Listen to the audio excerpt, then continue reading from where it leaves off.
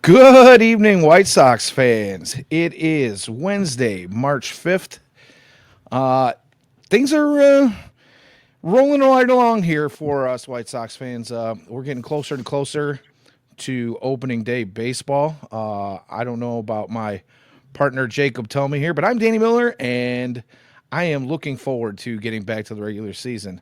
But in the meantime, I'm happy to have all of you hanging out with us live tonight, and all of you that will be checking us out on the podcast later on this week. But as we get rolling here, this is Hot Takes and Heaters. And how are you doing tonight, Jacob? I'm doing well. Had some spring training stuff going on, so that's always fun. As you mentioned, can't wait for regular season to get started, but we're slowly counting down.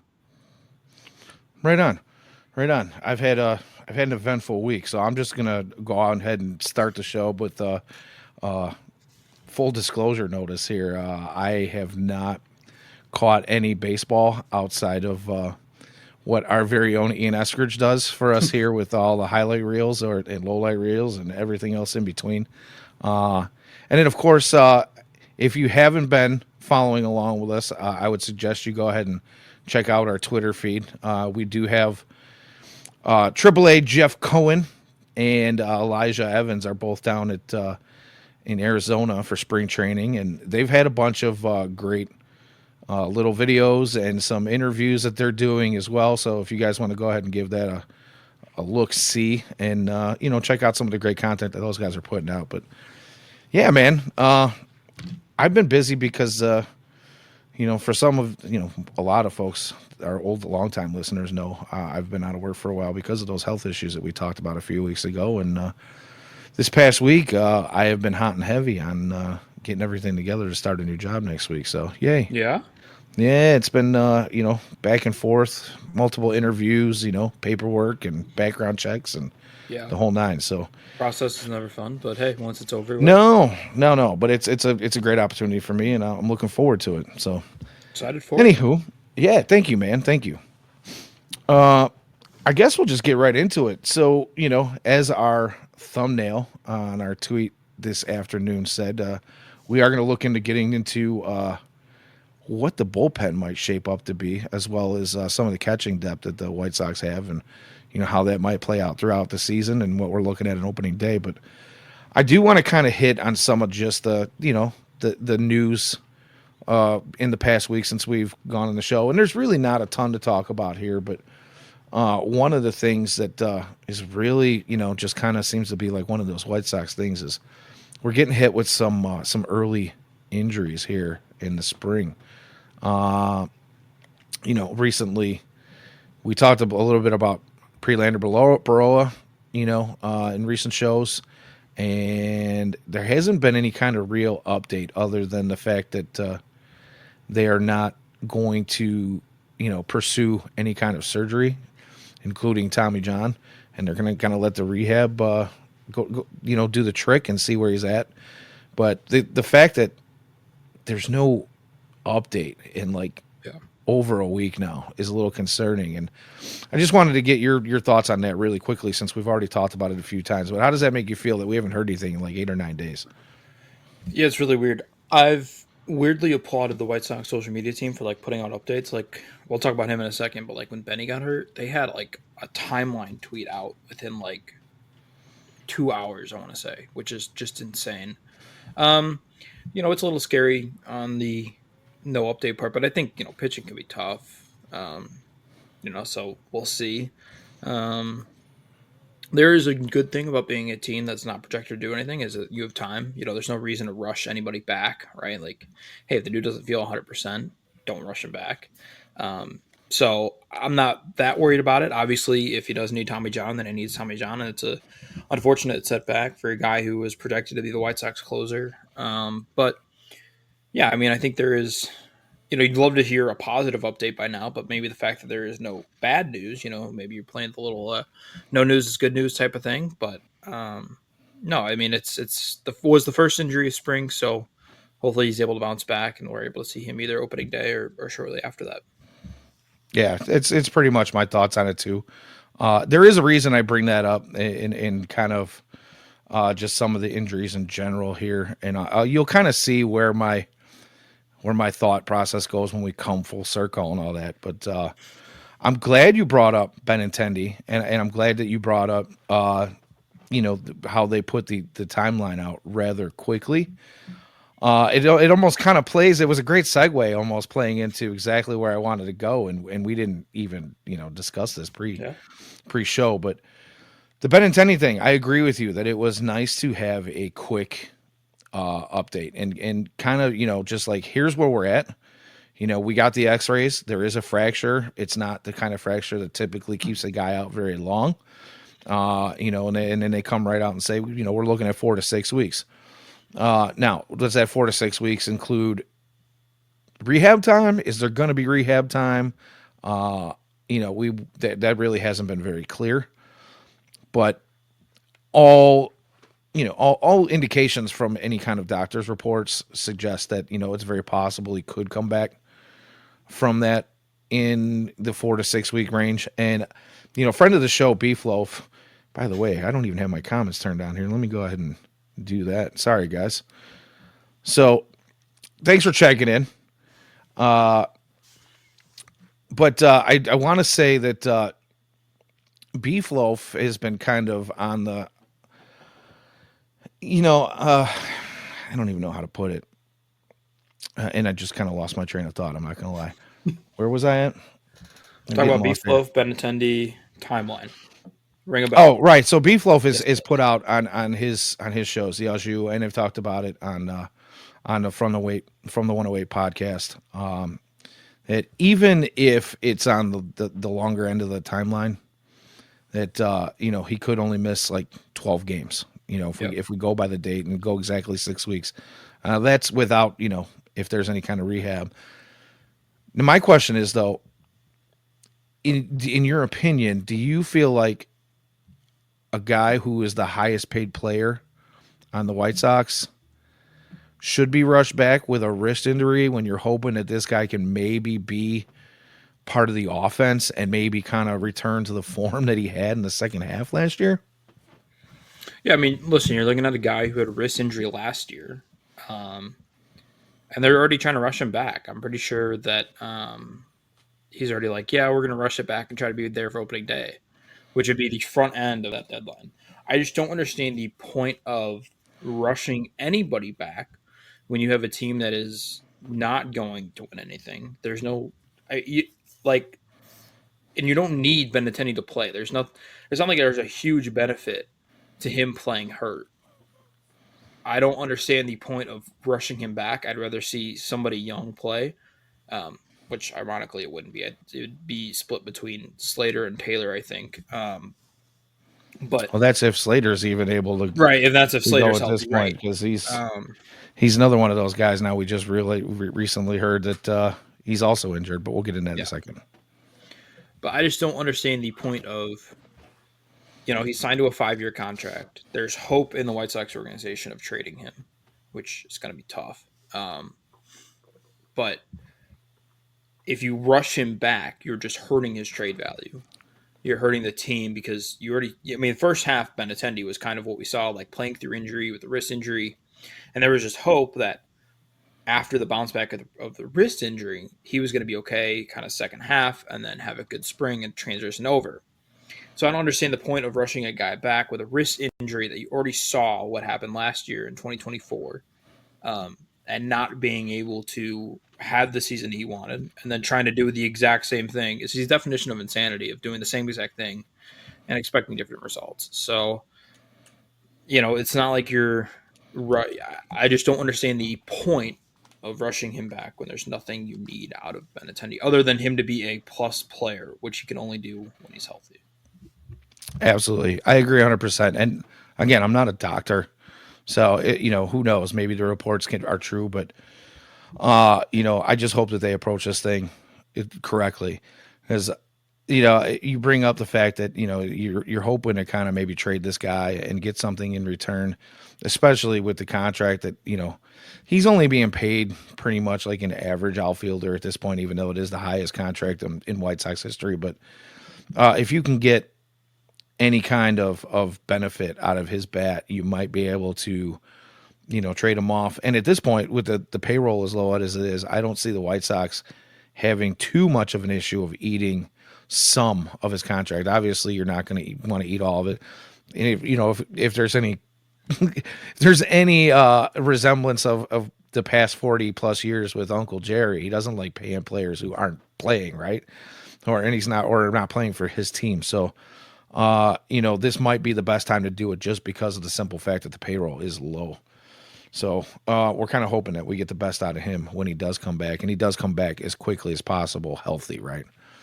But yeah. I don't want to rush him. If he's only going to miss 12 games at that 6-week mark, what's another week or two? Right. Where he misses another 6 games, and you're up at 18, and you still got a little bit more time to rehab and be ready. So that's just kind of where my head's at on that. Well, I remember them rushing Luis when he was like swinging with one hand, and it was like, what are you doing? Like it's stupid. I hate rushing players in any capacity unless it's for the playoffs. We saw it with Eloy. Eloy couldn't run to first base. Luis, same thing. They were both hobbling running to first base, and we're trying to get these guys back in the lineup. In years that were beyond the 20 season and the 21 season, where did we really think we were still pushing for playoffs? No, we're just pushing guys to get injured, and it really is not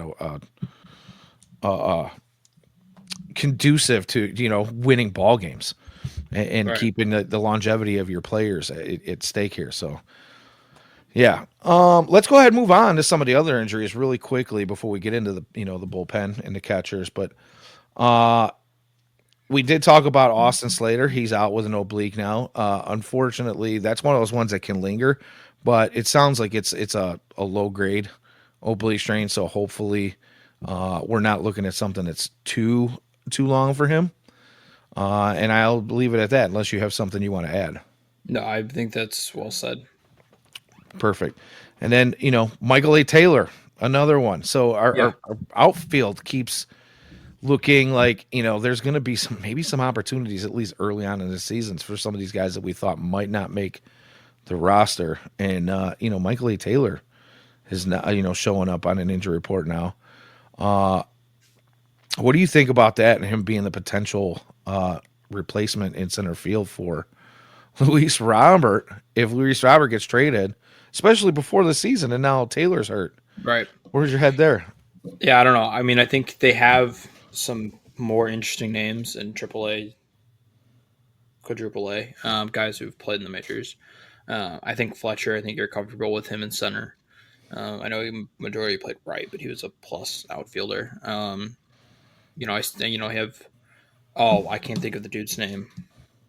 Nope, that's the wrong guy. Anyway, so you have a couple of guys who have MLB experience in. Yeah, you're probably thinking maybe Fletcher or Julks or Delo. I'm just trying to think of who's on the the 40 man right now. I think Fletcher might be the only one out of those guys. No, I don't even know outside of Colas, and I don't know. But yeah, you no longer have Gavin Sheets. Perfect point. Thanks. We still have Andrew Vaughn. You can move Andrew Vaughn to right and then play Joey Gallo at first. So. Goodness gracious! I mean, I guess if it doesn't really matter all that much, you could. I mean, we've seen that. We've seen that movie once or twice, but nothing like a little comic relief. Yeah. Early on in the show to get us going. So thanks for that, dude. And then I saw somebody else in the chat here, and I'm going to go back and see if I can find that comment. Somebody was asking, it was Max. Thanks for checking in with us, Max. Max asked if there's any news on Colson. And I don't know about you, but I haven't heard anything other than he's still considered like day to day with the back. You have any updates on that? Out today. Shout out Elijah. Down in Arizona, but yeah, doing better. Still day to day. He continues to make progress. That was from Venable this morning. So back injuries are tough. They scare me. Went through it with Yohan. Joe Creedy's another guy who had a bad back. Back injuries can be scary. It can really mess up your swing. Yeah, and it's not like Colson is. This is not like this is a first time for him either. I mean, the back is what kind of took him away from being him most of last season, much of last season, recovering and dealing with back issues. Now the thing here's the interesting thing for me is this is almost the exact opposite of what we were talking about with Benintendi, and maybe it's because Colson's such a highly touted prospect and has been talked about for years, and one of the biggest names that fans have been waiting for to come up through the system and hit the MLB club. And it's their unwillingness to really say much about what's going on with Colson, and almost as if they're trying to protect their status as a team and an organization on a guy like Colson Montgomery than they are maybe the player. And they're just there's things where I feel like they're quick to come out with, and then there's other things where I feel like they're just holding back, and that's a little off-putting to me as a White Sox fan. I thought we were kind of turning the corner on some of that stuff, but how do you feel about that? Yeah, I know. I think another hard thing is it's harder to diagnose a back injury.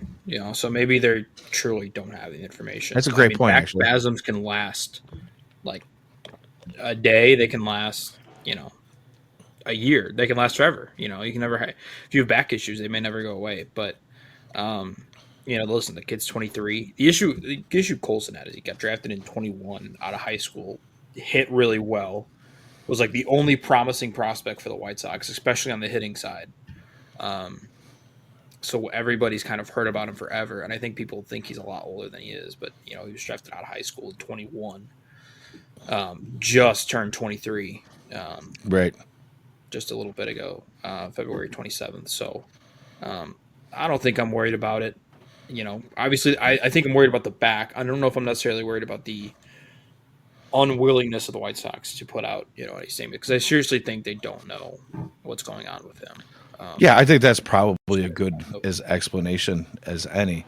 I just know that I happened to read an article earlier, and I just wanted to kind of touch on that, and I'm glad you answered the way you did, because you kind of took the words right out of my mouth. But I do know that there are some fans that are kind of feeling a little frustrated with how quiet they've kind of been on that front, and how vague some of the comments have been, including the ones from Venable just this morning.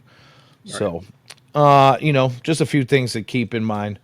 But I'm with you on that. I think with this ball club, I mean, honestly, this roster is. Yeah, I made the comment on social media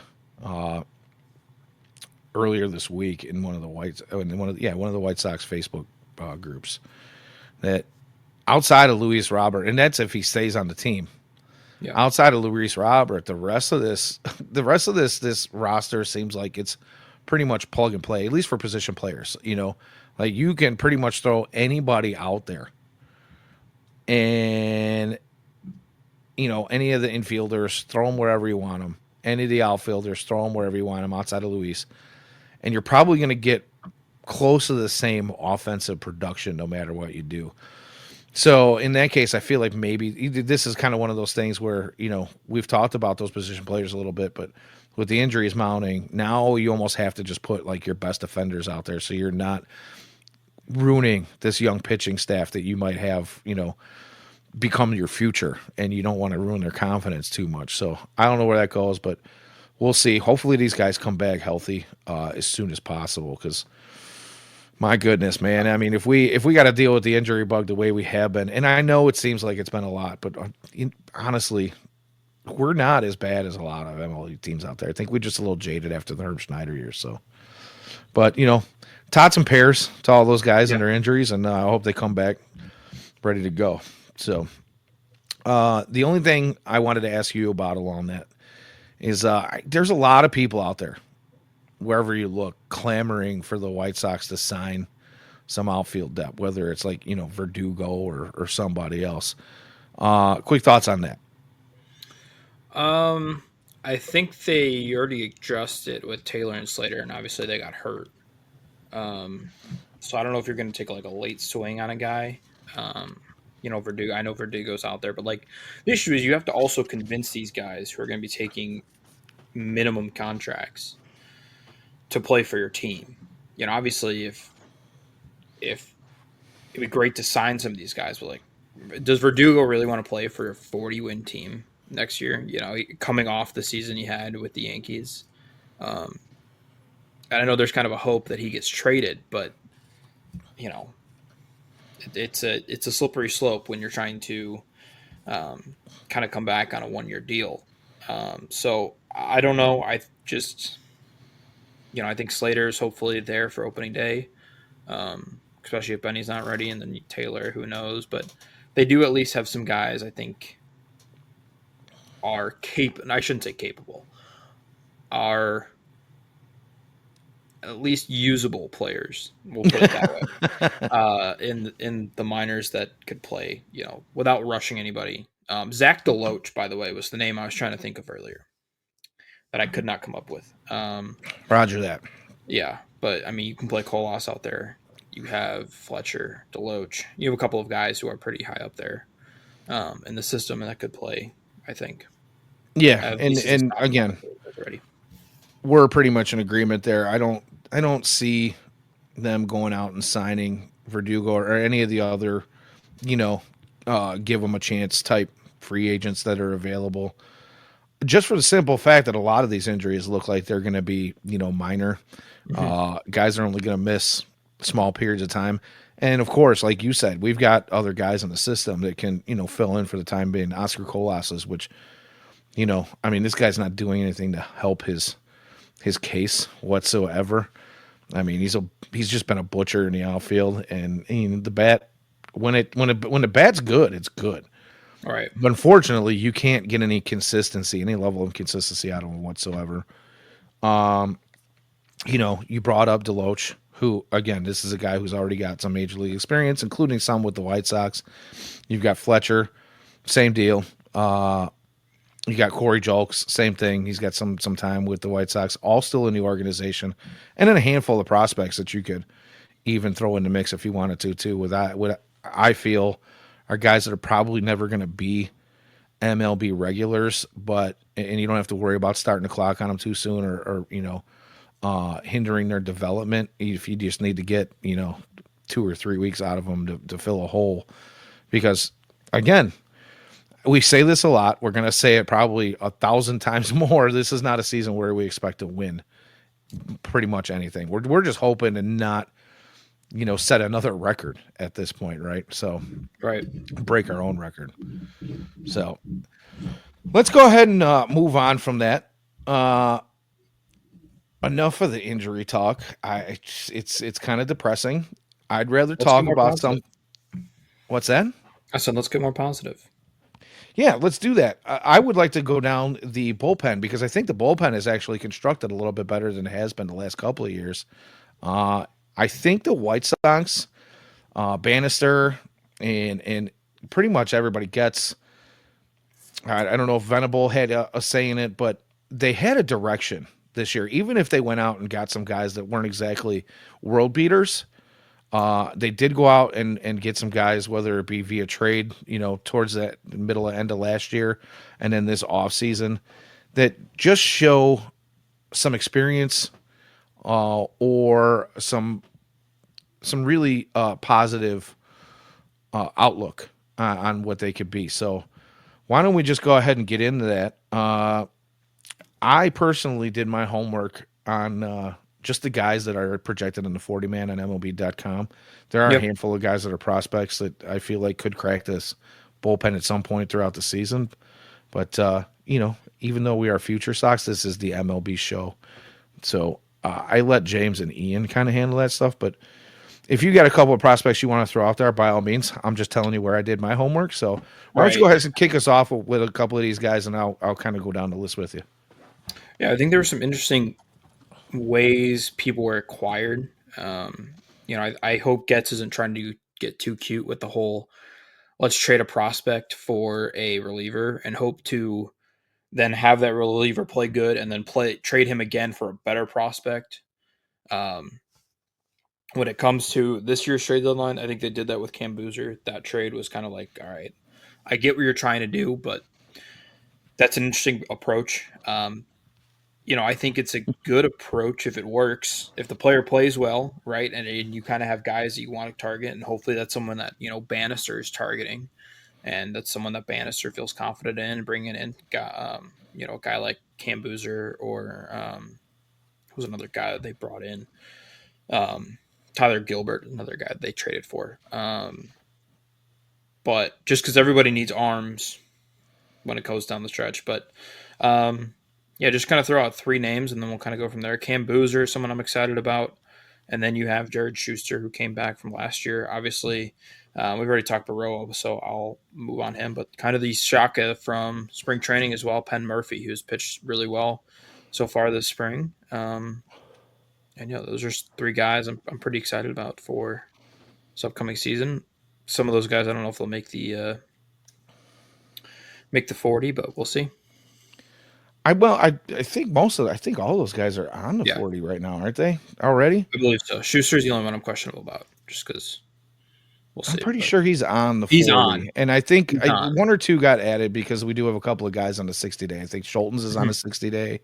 Kai Bush is on the 60-day.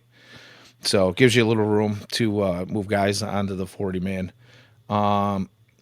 Schuster, obviously a guy who pitched with the White Sox a little bit last year with the MLB club. Homegrown guy. And then you brought up Penn Murphy. I mean, yeah. Watching him in spring, the little bit that I have in the highlights that we get, I mean, I think he's only got like 4 innings pitched or something so far in spring training, something like 4 or 5. But I know that he's got a 0 ERA, and his whip is like almost immaculate. He's giving up like 1 base runner or something for like, I think his whip is like 0.25 or 0.35 or somewhere in there. If I just looked at it this afternoon, and I probably have something. 0.33. The thing about Penn Murphy is he missed all of last season, right? Yeah. So he came from Philadelphia, if I'm not mistaken. Is that right? Or no? I think No. Seattle, maybe. Yeah. I know he pitched in Seattle in 22-23. I don't know what. Seattle. You're right. Yeah. So, but I mean, he's got that crazy delivery, and Right. it's enough to make you feel a little uneasy because guys like that tend to not be the best pitchers in the world. But then there's a handful of those guys that make it work for him, changing up the arm slot and in the where the eye is for the batter. So I'm really looking forward to seeing him. I think if he continues to pitch the way he does in spring, he's a shoe-in Right. for the bullpen. So no, excited for him. He's a guy who has a career like 2.70 ERA. So he's had proven success. Obviously, he's a little older. He's 30 years old with only 2 years of MLB experience. Does he even have 2? I think he had. I thought it was like. Maybe it was 2. Yeah. Yeah, Okay. 22-23 he pitched. Okay. All right. Very little in 23, but yeah. So no, a good kind of under the radar pickup that with him being 30 years old, I would assume if he pitches well in the regular season, it's a guy you could trade and swap for a flyer, like they did with Tanner Banks last year. Like I mentioned, everybody needs bullpen help when it comes to the deadline. Everybody will take another reliever, so a good piece to have when it comes to the trade deadline. All right, and a lot of fans are going to say, "Wow, I'm done with picking up second and third level prospects for relievers," but you got to take into consideration who the White Sox are right now. The Ishbia brothers they're not owners yet. Right. Every report out there has told us that it might take some time before Justin gets controlling interest of the team. Who knows if he ever gets full ownership of the team, right? Because this is a group that you'd have to convince to sell off all their shares to a single owner. And the reality is as long as that's not in the books, this is a team that doesn't spend money on free agents, or at least not big money on free agents. So you're kind of hoping that you hit on some of these guys. It's load up on everything you can load up on at a young, early age. Hopefully your development team comes along and is better than it has been in years past. And you can find that diamond in the rough, because you're not going to get what what a lot of these other richer teams are doing for them as far as free agent pickups go. So Yeah, I think it's a great Uh, point. James with a good point. yeah, Guy with 4 years four years of of control. control. And if he comes out looking the way he has so far in spring, you might be able to get that diamond in the rough for him. Yeah. All right. So, couple other names. I mean, so you brought up Boozer. He came over from Boston last year. He's a guy that I feel like could be impactful. He's got a little bit of experience, and honestly, he's a I think he's got a 4+ lifetime ERA, which out of your bullpen, not horrible. Probably Sub about 3.3. oh 3 point. I'm sorry. Am I He debuted thinking? last year as a 32-year-old, so he's a little older, but Okay, but yeah, I think he was close yeah. to it. If I'm not mistaken, so I have him down. He's got 56 strikeouts last year, and that's just a quick note that I took on him. But I want to say that's pretty close to one an inning. I don't remember how many innings he pitched, but it was probably like 57 or 58. He was real Yeah. close. So again, I would take that. A guy's his whip was a little bit more elevated than you'd like to see, up near 1.5. It was like 1.4 something. But again, not real concerning if you can get a guy to lock in and be somebody that you hope to flip maybe later on. Yeah. And he's the prime example. We've already talked about it of giving up a prospect and trying to flip him at the deadline. Obviously he's another guy who um, is older with a ton of control because he broke rookie status last year, so he should have 5 years of control. Um, but we'll see how that goes for him. But I like the idea. It's just will it work? Exactly. All right, so you got a couple of other names you want to throw out there? I have a ton of names. There's so many Oh relievers. yeah, there is a ton of names, but I figured I'd let you go. His name. Thank you for that, Ian. I figured I'd let you go down the line, and you do your thing, and like I said, I'll jump in when I can. But Yeah, I think this is funny. His whip is good, but what about his nay? That's some dad jokes for you from our very own Ian Eskridge. I'll leave that one up there for just a second. that's great. That is fantastic. It's terrible, but I was like in middle school when that was the thing, oh, just to dude, make everybody feel dated. it feels like last week to me. I Was mean, I in know middle it's school. probably been like 10 years or more, but Yeah, it's because I got was to be like like, what 16 when Odell was doing that. So yeah, I would have been in seventh grade. ugh, wow. It was Thanks it was worse thanks for in making me seventh feel grade. old, dude. Yeah, I do that a lot. Um, so you have Iriarte who is pushing for rotations, but the other issue the Sox have is they have like I don't know 5 guys who they could either stretch as rotation pieces or could be relievers. You have Shane Smith who is another guy they pick up in the Rule 5 draft. I just mentioned um, Jairo Iriarte who they're Uriarte. trying to switch out. All right, You have Bryce Wilson, another right. guy who wants to be a starter, but there's also a reliever in there. Yeah, Eater is in there. Yeah, Who could, as a matter of fact, I think on the 40 man on MLB.com they have him listed in the bullpen, but essentially, I'm pretty sure they're going to want to stretch him out, and he's been a starter most of his career, if I'm not mistaken. So, yeah, I believe so. Well, and they're going to have a lot of these issues because, and we're not going to get into prospect talk, but just quickly, you have Smith, Schultz, and Taylor.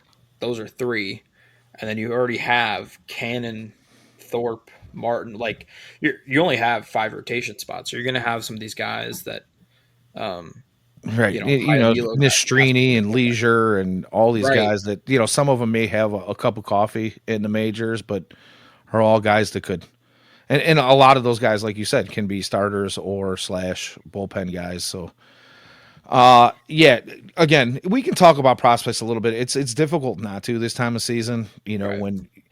When you've got everybody kind of playing together and you've got all these split squad games going on, and you're going to see, MLB regulars playing with some of your prospects. So I get it. We can get into it a little bit. I just don't like to spend a whole lot of time on it because I don't want to run over the same ground as No.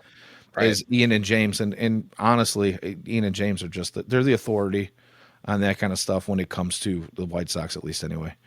So But just kind of looking in the future. So, um, yeah, and then you have guys that are truly, um, bullpen pieces. Ian mentioned some good names down there.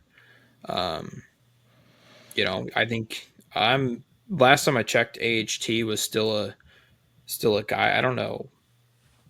By the way, I'm not going to try to attempt his full name.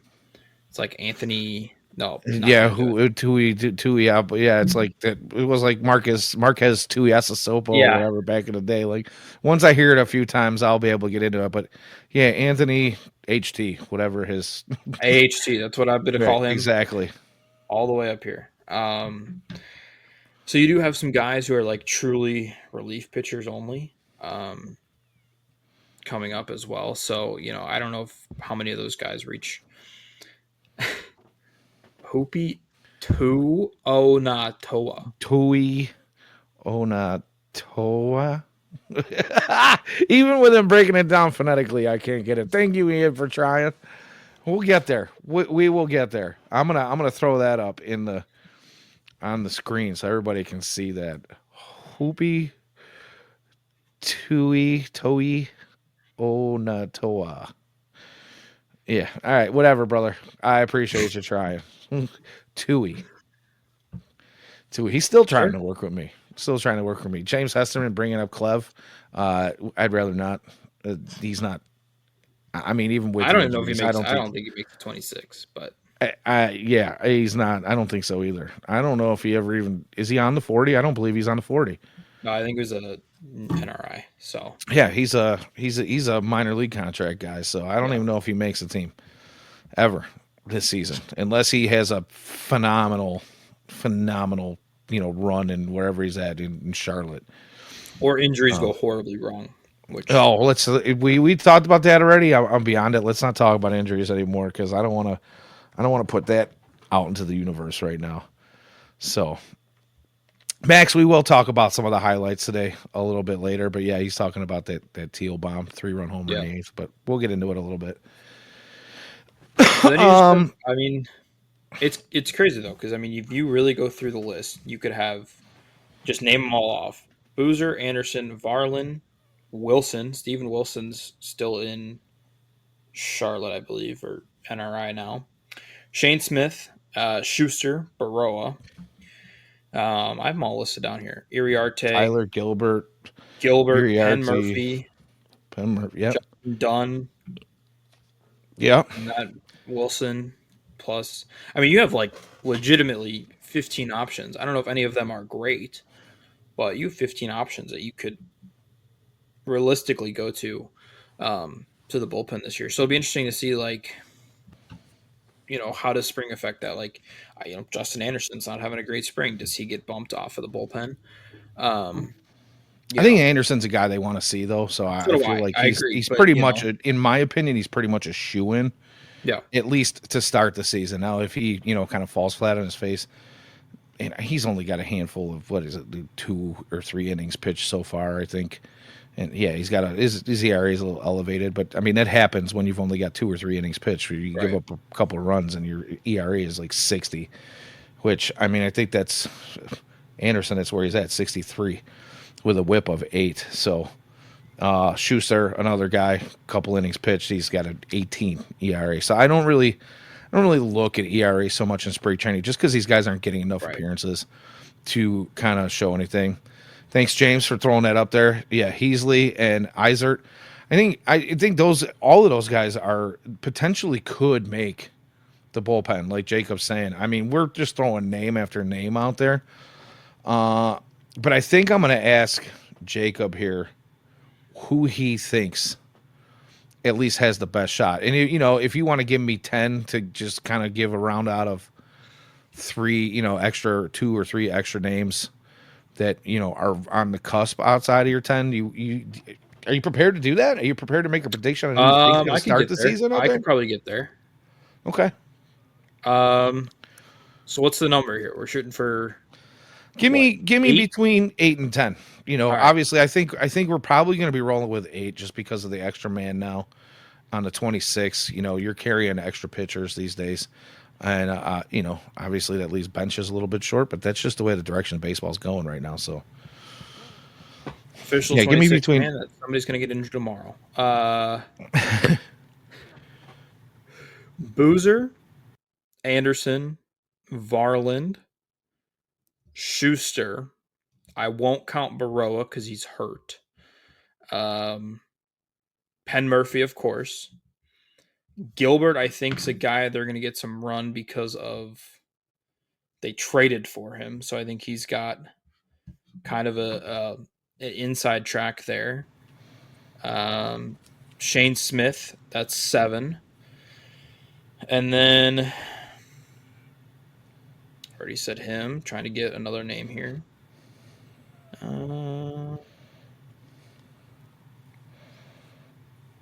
I'll throw Jordan Leisure in there. Okay. I definitely left somebody off, but yeah. All right. Here's In my 8 in if I get it. out of that 8, give me one that you give me 2 guys at the back end of the bullpen. Doesn't matter if you don't necessarily have to label them set up and closer, but give me the 2 that you want to see in the late innings of the game. Iriarte for sure. See, my whole thing going into this was that Prelander Barreau was going to be the Sox All Star, was going to be a closer, was going to have a great year, and then he got hurt. So, trying to give you a name here. Let's go Penn Murphy. Is that a good Okay. string? I can dig closer, it. Murphy the most Setup. reliable setup guy. Sure, why not? All right. I can dig it. But it's crazy how many options they have in the bullpen. I mean, just like It is. spare It is. volume. I'm gonna throw a name out there that I'm gonna add. Most of yours are pretty similar to who I think is gonna make it. I've got Anderson, Schuster, Boozer, Varland, Eater, Tyler Gilbert, Penn Murphy, and then a couple of extra ones here. Like, did you say Shane Smith? I did. He was having a good So string. I've got him on there, and then Fraser Ellard is a guy that I can see, and he's another one of those guys that we've been following for a while now here at Future Sox, and especially my buddy Ian all those years with White Sox Daily. I think Fraser Ellard has potentially got back end type. And I'm not saying he like closer, maybe setup, Right. maybe the guy just before the setup where you're looking for a couple. You're looking for a couple big outs, Ian. I know you do, and I like me some Fraser Ellard too. Put it on a t-shirt, Ian. Yeah, Fraser, he's got good stuff, and he's been one of those guys that you can count on for command, at least most of the time. There has been times where he struggled with a little bit, but I mean, dude's just he's got a good makeup. I think he's got the mentality for it. So that's a guy I think I'll throw in. What's he say? Gay for resin boy. Come on now, James. Yes, I love the way he manhandles a rosin bag. I do. Somebody clip that. Somebody Yeah, clip that and put that from I'm sure. Well, Ian's already had a preseason shot of him taking the mound and absolutely spiking the rosin bag. So, but I mean, that's that's what I say when makeup. You think about, we had that Australian guy that a lot of people liked here in Chicago. You remember him? Don't think so. The Australian closer. Last couple years, yeah. battled lymphoma. Yeah. Yeah. Anybody? Down. All right. So, yeah, he was known to come in and scream and yell and get fired up. And I think that's when I say you've got the makeup, that's the kind of thing I'm looking for. A guy who's pumped and ready to go and ready to attack. So that's why I kind of feel like he's got the stuff to be a back end guy. And then the other guy who, I haven't really seen much of him except for this year, but Chase Smith has really got me kind of pumped just in the short amount of time that I've seen him in spring training this year. And I could, or sorry, did I say Chase? Shane Smith. Chase, Pardon, Shane, 5 letters. pardon me. And I'm sorry, Shane. I know you're not listening, but if you are, my bad, dude. Shane Smith. I mean, the dude's got Yeah. gas, and his minor league numbers are really, really solid. And I know he's young, and both of these guys young, and not a ton of experience. But I mean, why not? At this point, where we're talking about a team that's not going to be good, and we're not looking at being even close to contending in the Central unless some crazy upside down world like the poles shift and everything just kind of goes in the way of the White Sox. But I don't mind giving these guys at a young age some high pressure situations just to see how they handle them. I'm not Yeah. saying leave them there, but let's put them out there and see what kind of makeup they have. So, Yeah, that's kind of where my head's at on that. yeah. And he honestly might vie for a rotation spot. I think that's still up in the arms for him. We'll see. But yeah, I don't know. Well, we'll talk catchers next. It's actually on the docket. It's where we're going to move. So these comments in our comments section here, pretty much a perfect segue. Unless you got anything else you want to talk about with the bullpen, I think we made our predictions for at least the beginning of the season. Mm-hmm. Obviously, there's going to be a lot of movement all over this place for this team all year, especially if some of those trades that we talked about, kind of come to fruition at that deadline. So let's go ahead and roll into catcher since we're talking about Thome and Narvaez being both brought up in the chat right now. So why don't you go ahead and let's start with Thome and your thoughts on him. Yeah, Chicago Cub legend. He was there for what, like 3 weeks. I think he's an interesting option. We'll see. It's really going to depend on if they want to play Cuero and if they want to play Kyle Teal.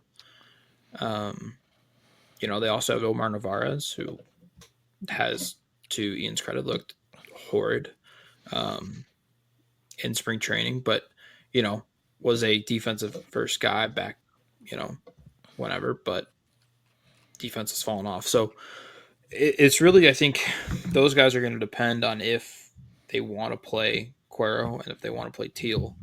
I would assume Cuero gets first shot, but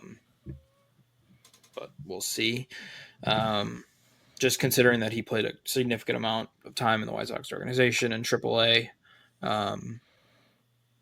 It's also tough because you don't want to send Cuero and Teal both to Charlotte. One of those guys is either going to have to go down to Birmingham, or one of those guys is going to have to make the major league roster. So, we'll see. And then there's Corey Lee, who got hurt today. Unfortunately. I think non-injury. I'm a very anti-Corey Lee person, so anti-Corey Lee and anti-Tim Elko. So I infuriate a good majority of the fan base, but hey. Yeah, I don't know if I agree. And the only reason they say that is because I think Corey Lee could potentially be a backup for somebody. I'm not necessarily saying the White Sox. I don't feel like he's an everyday starter, although it would probably start the season that way as long as he's healed from this injury. As our very own Max says, he got to talk to Lee on the Zoom today, and then he gets hurt. So, I'm not totally against Corey Lee. I mean, he made some improvements to his game last year. Does he have a huge bat? No. Is his bat the ball the best? No. He'll put the ball out of the park occasionally. He'll throw some runners out. He's got great pop time, which everybody talked about last year. Pop time. I wish he would squeeze some balls a little bit better sometimes. I don't know, the White Sox catchers last couple of seasons, it's like those mitts are freaking, full of Vaseline. Like, balls right in the pocket of the glove, right in the palm, just squirting out of there. It's not a Corey Lee thing. That's pretty much all of our catchers. But he does block some of the tough ones. Sometimes he lets a one that should have been an easy block, get through. So my focus is if he's got to start the season as a starter, I'm okay with that. If that means that Caro and Teal are getting a little bit more development before they become the combo that we hope is going to be just a lightning bolt. You know what I mean? So Elmo. Thanks for that misspelling in the comments. If you're listening on the podcast forum and not seeing us live, we've got guys calling Elko Elmo, and I don't know. Maybe there's that could be a great Almost nickname. scared me as a child. It could be a great nickname because he can be a little bit intimidating. Evil Elmo. Remember that Sesame Street stuff? If you're young enough, it'll put a fear into you. I don't know, the eyes. Yeah. Something about the eyes. So funny you bring that up, and I won't stay on this too long, but I still think it's hilarious. My parents, God rest their souls, are both not with us anymore, but my dad used to still laugh at me about this. Six Flags, back when it was like when Six Flags was first opening. That's how old I am here in Chicago. It was still Marriott's Great America. But I remember, and dude, this is like a core memory kind of thing. You know what I mean? Like I was like 3 or something, 2. Okay. I was in a stroller, and I remember it. But I remember going into the theater, and they have their costumed, characters, the actors. And this thing, I was Foghorn Leghorn, came up to me, running down the aisle of the theater, and came right over to my stroller. And I think I puked and pooped and vomited and peed all at the same time, and never wanted to go back to Six Flags. I don't think we went back until I was like 12. Because I was traumatized. We went to Disney World, Disneyland. I don't know the difference. It was the one in Florida, and one of the dwarfs scared the crap out of me. Like one of the little Snow White dwarfs scared. I didn't want to see that man again. No, anyway, quickly my hate on Elko. Just very briefly, high strikeout rate. At an age where he should be not dominating, but he should be dominating the competition. He should be playing up against competition. He's played more baseball, and he's already got a 30% K rate. I don't know. The power's cool, but I don't know. I'm not big on Timoko. He's already 26. Right. You know what? That being said, if he plays I'm looking at George Wolko. Honestly, I think he's going to be the first baseman of the future, even though he's not at first at the moment. But that's just me. All right, so let's talk a little bit about these catchers. Yeah, sorry, totally off track. Yeah, no, we got a little sidetracked with story time and core memories and fears and all that stuff. But so we know we have obviously Corey Lee, who again injured today. It doesn't seem like it's anything serious, but we'll see how that goes. And then Thome, who's been talked about as being the backup as of right now. We've also got Caro and goodness gracious, we just talked about them. The two guys, Caro and Kyle Teal. I forgot his name earlier. Kyle Teal. Yeah, sorry, Kyle. Who are probably going to be the battery of the future behind the plate for the White Sox. Omar Narvaez. I mean, there's just a long list of guys throughout the entire system. It was the one place where it just seemed like they loaded up throughout the offseason. And I don't feel like we need to talk about all of them, right? But I want to talk about this simple fact is I do like the fact that they did load up. Because White Sox fans were a little PO'd when they saw all these catchers coming back. And, not all of them being superstars, right? Or potential superstars. But I just want to say this. Catching is one of the most volatile positions. As far as position players goes, probably the most volatile position in baseball outside of pitchers, especially bullpenners. But to be able to load up is one of those things where if you can get some value by trading one of those guys, because every team is looking for catching. It just always is. It's one of those things that everybody's always looking for. Whether it be you trade a guy by himself or you put him in as a package deal to kind of sweeten the deal. I think that it's a really good direction for the White Sox to go in if they're going to continue to make trades and build the system, like we said, to hopefully get something in return that Yeah. pans out somewhere down the line. Yeah, no, I love this take. I hated the fact that when the Sox traded for Kyle Teal and that Crochet trade, and everybody's like, "Oh my gosh, what are they doing? They already have Cuero and Teal, or Cuero and Lee." Um, it was like, first off, two catchers play. You need a backup. Second of all, don't have a primary DH, and then you could trade whoever. And to hate on Corey, I'm not going to anymore. But um, you know, Corey's a guy who will probably stick around just because he's got some. He can be like a Martin Maldonado type of guy where like doesn't hit for a high average, has some pop, and the defense is good enough. I understand the framing's not great, No, but that's something that can be improved upon, and I know that's why they brought in McKibben. But he's a guy who can kind of stick around. Those catchers that profile that well, defense and power, they play, especially as backups. So.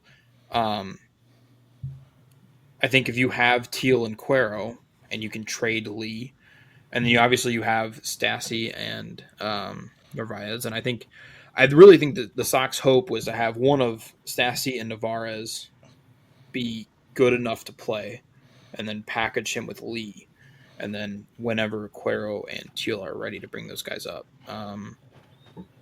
If Cuero does start in AAA, I don't think it'll be for long. Um, I think he'll be up here pretty soon, so we'll see. And also I like the way that Cuero and Teal complement. Cuero more of an offensive guy, although I think his defense is underrated. Teal more of a high floor guy because of the defense, limited offensively power wise. So I like the way but their we game. did have a bomb. Yeah, A it went bomb. A far couple ways. of bombs now. Roki Sasaki, and now today another Yeah, 3-run shot in the 8th inning. Uh, I don't. Maybe he's unlocked some power that wasn't yeah, there before. Who knows? Maybe Fuller's been working with him, and some of these guys are pulling something out of him that has been there and just missing. yeah, I don't really know, but I'm kind of with you. As a battery, as the two of them then together, and who knows how long that lasts. Again, this could be. Oh, and see, I didn't know this. Ian says he can actually play the outfield yeah, fairly well as well too. But to your point, these are guys that if one is better defensively and the other is better offensively, can easily come into the lineup as a DH on days that they're yeah. not catching. Unfortunately, if you're only going to carry two catchers on your team, if you're to make a defensive or if you're going to make any kind of switch with the catcher, now you're stuck without a DH for the rest of the game. Yeah, And you I'm do not all. even going to repeat that on air, but thank you guys. You guys are, I'm a little tongue tied. Chat's chat's getting a little dirty. You guys should Just Ian. Everybody go say else. some Hail Marys and get out the soap. Anywho, yeah, I mean it's. I think that once those two guys are up together, you can plug and play a little bit with the two of them and try to get the best defense with the best offense out there, and vice versa. As far as like Theis, it was brought up in the chat earlier that some people are just done with them already, Yeah, and it's kind of hard to say that. It's early in spring. I don't put a whole lot of. I'm just not. I'm not going to put my eggs all in one basket when it comes to spring training. Goodness gracious, you guys are terrible. Knock it off. Naked batting practice. What is going on here? We're just losing control. We're at the BP. 1 hour mark, and I'm losing my mind. But yeah. So, anywho, uh, Dice. I don't want to totally, sell him out like you said. The Cubs legend. I think maybe he gets a chance to play early on just to see if he can stick. If not, he'll probably get quite a bit of time. Well, actually, to be honest with you, I think the MLB level is the only chance he does have to get a lot of time because if Caro and Teal are down in the minors still, those are going to be your guys that are going to get the most time behind the dish. Listen, I So, watched Martin Maldonado played way too much baseball for the White Sox last year. So it's a team that will give a long leash to catchers. At least they did last year. So Yeah, we'll see. yeah, agreed. Agreed. And we've been seeing that for a while. Zach Collins had some runs there that, we hoped he was going to be the guy that was touted, but never came to.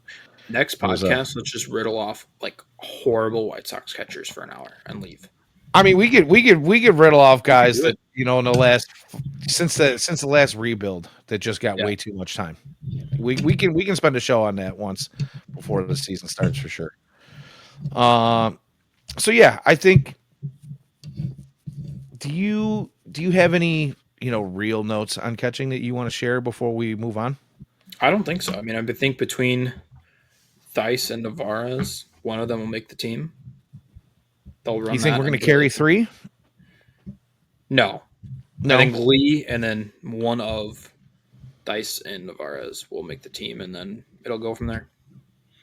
Whenever Cuero's ready, they'll DFA likely Thais, and that'll be it. Okay. All right. Oh, Ian's bringing up Alfredo Gonzalez. I really don't have anything to add. I don't even know who that is. Was that before? I'm missing a joke somewhere, but oh no, Yeah, I'm I wrong. don't know where he's going with that either, to be honest with you. Let's see. Alfredo Gonzalez. Played 9 games in 2018. All right. Yeah. Didn't even remember that. Thank you. Ian, put that on your resume. Had to go back and look up on the on the tandem. Beef Wellington and chicken Alfredo. I do remember it now. Son of a gun. That's what I needed to hear. There we go. All right. Yeah. Anywho, so there's been some Robert chat in just coming up in the chat right now. This is Hot Takes and Heaters, and I did say we were going to kind of bring in some new segments. So really quickly to end out the show, on a positive note, Yeah. we're going to talk about a couple of guys that are on Heaters. Jake's going to pick a guy. Jacob, sorry. I don't know if you go by Jake. Either or, I don't care. And hopefully, I'll remember to get your name right, because every time I say it, I see it, I want to say Thome, but it is Thome Another for thing those that of you out doesn't there. bother me, believe me. I know, but I did it. I did it last week, and I want to make it a point to get it right. So, No. who do you have that you want to talk about being on a heater right now? Lenine Sosa. There you go. He's got an over 1,000 OPS in spring training. Now, 15 at bats. But I think, listen, the Sox are going to need some power out of somewhere. It'll be nice if they can get it out of second base. I'd love to see him. It's tough, too, because Chase Mydroth got it right, Ian, has had a heck of a kind of another fun guy at second base, and two guys that I don't think you want to move away from second base. And I don't know if you really want to DH Lenine Sosa, but hey, whatever. But no, I think he's been fantastic. He got on base again today, scored a run. So, he's hitting the living daylights out of the ball. He got a really good end of the regular season last year. And I'm hoping it's all finally working out. They finally got him some consistent at-bats, and just hoping it kind of really takes the next step, because I think he's got the tools to be a truly, I don't know if he's ever be an all-star type of guy, but he could be a guy who puts up, 20 home runs from the second base position, hits for an okay average, and I think he'd be okay with that. Yeah, and you know what? I've been saying it for a long time that I'm a big fan of him. I know that his defense is a little shaky. I think second base probably is the best fit for him, but I also feel like he's big enough to play first base if needed. He's another guy that if his bat carries over from the second half of last season, could potentially fall into a DH position. So I just feel like there's a need for him somewhere on this roster. They got to give him some time just to see if last year does carry over, in my opinion, Right. before they give up on him completely. He is out of options, so it's kind of a make or break thing for him at this point. And I just really hope that it comes together for him. But yeah, I mean, awesome spring numbers so far. Yeah. So thanks for that. I am going to. I'm going to pick on the obvious a little bit here, and it has come up in the chat. And the reason I do that is because I've been saying that I don't think Luis Robert Jr. gets traded before the season starts. Now, I'm still saying that, but that's still with a little bit of a question mark on the end because of the spring that he's having. He looks healthy. He looks good. The wheels look nice. He's running all over the field. He doesn't necessarily look like he's full speed, but for a guy like Luis Robert, and I just might be holding back to not, to make sure that he is. But there are times where I feel like he's kind of not running as fast as he could.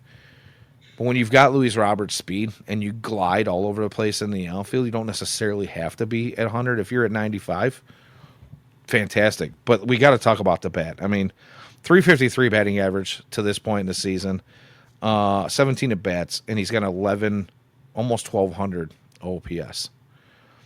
So, I mean, if this guy keeps crushing and he keeps doing what he's doing, and somehow, some way, after all these years of watching him, he seems to be laying off pitches that I feel like normally would have gotten him. Those ones that are down in the zone, whether it's in on the ankles or a foot and a half off the plate, which I still see him waving at those ones a little bit. The slider off the outer edge is going to be a tough one for him. But the ones that are down and in, that I've seen him kind of just hack at a little bit, he seems to be, pulling the bat a little bit and not swinging, taking those ridiculous swings. So, I mean, who knows? Maybe we get a Luis Robert trade before the season starts. There are a couple teams out there, Pittsburgh namely being the one that I feel like can afford to go out, and they have a need, as well. Yeah. And hopefully somebody will meet Chris Getz's ask if he does get traded before the season starts. If not, I'm also not opposed to watching this version of Luis Robert for the first half of the season. It might actually give us something outside of our rotation and our pitching staff to be excited about. So that's my heater for the week. Yeah, no, love it. He's been great. I think it's tough though, because you're like, if you're watching, if he doesn't get traded before the season starts, it's like, oh my gosh, please don't get hurt. It's just the entire first half. I'm with you on that. Yeah, my dream for the White Sox trade is that he goes to Houston for Cam Smith. That's my dream trade, but that's a little rich. Cam Smith looks really good right now, and I know. But if Luis keeps hitting like this, that's the hope. Right on. You got anything else you want to add for the week? So. No? All right. Well, we're at almost the 110 mark here, so I think we're going to call it. Next week, you can come back and find us here at 8 p.m. We are going to run down the starting rotation and where we think who's going to land where. And, we've already got a pretty good idea of what's going on there with some of the leaks and some of the quotes from Getz and Venable. But we're going to give our opinion on that, as well as, maybe get a little bit more dialed in on the starting roster for opening day. Get some insight into the 26 man. So make sure you come in and check us out for that.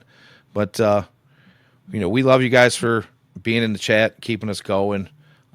Remember that we have James and Ian, who are going to be on with the one and only FutureSox podcast, usually on Sunday night. They did make a pivot here this past week.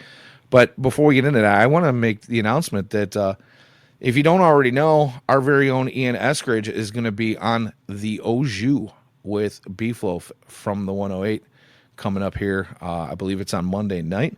So you guys check that out when you get an opportunity. But anyways, this has been Hot Takes and Heaters. You can find us Wednesday nights at 8 p.m. right here on YouTube, or as Ian says, the Purple app. For all of our written content and Patreon exclusives, you can find that at FutureSox.net. Check out our prospect and MLB highlights on X/FutureSox and on FutureSox YouTube channel.